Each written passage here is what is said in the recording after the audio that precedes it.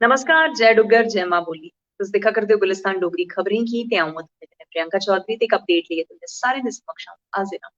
Update है जेह्ड़ी ओह् बिजली दे बिल थमां जुड़ी दी ऐ, क्योंकि बिजली दे बिल्लें दी गल्ल करचो ते हर कुसै पर कुसै ना कुसै चाल्ली दा इक प्रैशर होंदा है कि बिजली दे बिल कुस म्हीनै बद्ध आई जान ते घरा दा जेह्ड़ा इक आर्थिक संतुलन ऐ ओह् नेईं बिगड़ै। ऐतकी गल्ल करां ते बकाया बिजली बिल्लें पर माफी जेह्ड़ी ऐ ओह् थ्होआ करदी है, यानी कि किस वजह कन्नै एह् माफी देने दी गल्ल होई ऐ, केह् पूरी खबर है तुंदे समक्ष रखदे आं। क्योंकि गल्ल करां इस वक्त बकाया बिजली दे बिल्लें पर जेह्ड़े ब्याज लग्गा करदे हे उ'नेंगी माफ करने दा फैसला लेई लैता गेदा ऐ ते एह् बी गलाया जा करदा ऐ कि 12 किस्तें च तुस ओह्दा भुगतान है जेह्ड़ा ओह् करी सकदे हो। जम्मू कश्मीर प्रशासन दी तरफों बकाया बिल्लों पर जेह्ड़ी ब्याज ऐ ओह्दी माफी दी जेह्ड़ी परियोजना ऐ ओह्दे पर मोहर ऐ जेह्ड़ी ओह् लाई दित्ती गेदी ऐ ते इस्सै चाल्ली कन्नै घरेलू बिजली जेह्ड़ी उपभोक्ता न ओह् 31 मार्च तक्कर बकाया बिल जेह्ड़ा ओह् 12 किस्तें च देइयै जेह्ड़ी भरपाई ऐ ओह्दी करी सकदे न। ओह्दे पर कुसै किस्म दी पेनल्टी होई गेई, ब्याज होई गेआ, ओह् तुसेंगी नेईं देना पौग क्योंकि आपूं गै एह् फैसला जेह्ड़ा प्रशासन दी तरफों लैता गेदा ऐ। उपराज्यपाल मनोज सिन्हा हुंदे नेतृत्व च होई दी राज्य प्रशासनिक परिषद दी बैठक दे दौरान इस पूरे फैसले पर इक अंतिम मोहर बी लाई गेई। एह् फैसला लैता बी गेआ ते तुस समझी सकदे हो जे आपूं उपराज्यपाल एह्दे थमां जेह्ड़ा पूरी गल्लबात उंदे नेतृत्व च होआ करदी ऐ ते मतलब थोड़ी संजीदगी कन्नै इसी लैने दी कोश्ट है जेह्ड़ी ओह् आने आह्ले समें च दिक्खने गी थ्होई सकदी ऐ। राज्य प्रशासनिक परिषद ने एह् जेह्ड़ा फैसला लैता ऐ ते गल्ल करचो बिजली विभाग दी ते उंदी तरफों जेह्ड़े बकाया बिल्लें दा इक बधदा बोझ हा उसी घट्ट करने गित्तै एह् फैसला लैता गेदा ऐ।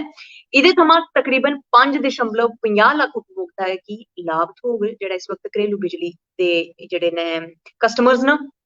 प्रदेश च इस योजना थमां सरचार्ज ते ब्याज दे तैह्त 9,37,034 करोड़ दी राशि जेह्ड़ी ऐ ओह् माफ करी लैती जाग। मतलब इक बड़ी बड्डी राशि है जेह्ड़ी जित्थै गल्लबात होआ करदी कि 5.50 लक्ख उपभोक्ता जेह्ड़े न उ'नेंगी फायदा थ्होग ते तकरीबन 900 करोड़ शा बद्ध जेह्ड़ा इक राशि है पैसे दी ओह् बी माफ करने दा फैसला लैता गेदा ते अपने आप च इक अच्छी गल्ल बी है और किश लोकें दे मूंढे थमां इक आर्थिक बोझ गी घट्ट कोश्ट कीती गेदी ऐ। अधिकारियों द्वारा यह भी दस्सेआ जा करदा है कि प्रदेश प्रशासन ने कोरोना काल दौरान माफी योजना शुरू कीती ही ते मती संख्या च उपभोक्ता जेह्ड़े ऐ हे एह्दा लाभ जेह्ड़ा ओह् नेईं लेई सके हे। किश लोकें गी एह्दे बारे पता हा, किश लोकें गी एह्दे बारे नेईं पता। जिनेंगी पता हा उ'नें एह्दा लाभ लेई लैता, जिनेंगी इस बारे कोई जानकारी नेईं ही ओह् एह्दे थमां महरूम रेही गे न।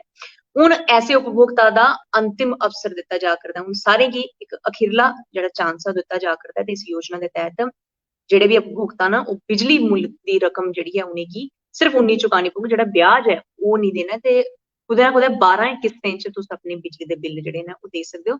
अच्छी गल्ल है, प्रशासनिक तौर पर इक फैसला लैता गेआ ऐ। दिक्खने आह्ली गल्ल एह् होग कि संजीदगी कन्नै कि'यां इसी अप्लाई करवाया जंदा ऐ ते लोकें थमां इसी किस चाल्ली कन्नै रक्खेआ जंदा ऐ। फिलहाल अ'ऊं बी कोश्ट कीती तुंदे कन्नै इस पूरी खबर दा इक सांझा देआं ते तुसेंगी बी इस खबर थमां जुड़े दी जेह्ड़ी इक अच्छी गल्ल ऐ ओह् सनाई सकां, जेह्ड़ा फैसला आपूं उपराज्यपाल मनोज सिन्हा हुंदे नेतृत्व च लैता गेआ हा। फिलहाल उ'नें तोड़ी तक्कर मिगी इजाजत देओ। बने दे रवो गुलिस्तान डोगरी खबरें कन्नै। जय डुग्गर, जय मां।